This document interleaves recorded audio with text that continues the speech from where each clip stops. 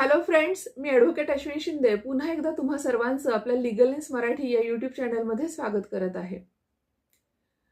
जमीन कागदपत्र म्हटलं की त्याच्यामध्ये बऱ्याच वेगवेगळ्या प्रकारची कागदपत्र आपल्याला निदर्शनास येत असतात आणि त्यामध्येच 6A उतारा, 8A उतारा हेही कागदपत्र जमिनीशी रिलेटेड अत्यंत महत्त्वाची आहेत. तर आजच्या या व्हिडिओमध्ये आपण 6A उतारा म्हणजे काय, 8A उतारा म्हणजे काय हे पाहणार आहोत.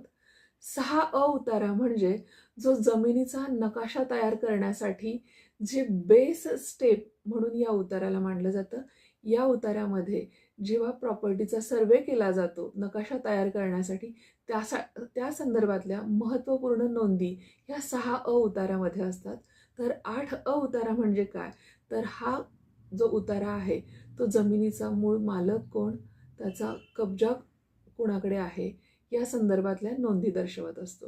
म्हणजे थोडक्यात काय, तर 6A जमिनीचा नकाशाबाबत माहिती देतो, तर 8A जमिनीच्या मालकी हक्काबाबत माहिती देतो. जमीन खरेदी विक्रीमध्ये हे दोन्ही कागदपत्रे अतिशय महत्त्वाची आहेत.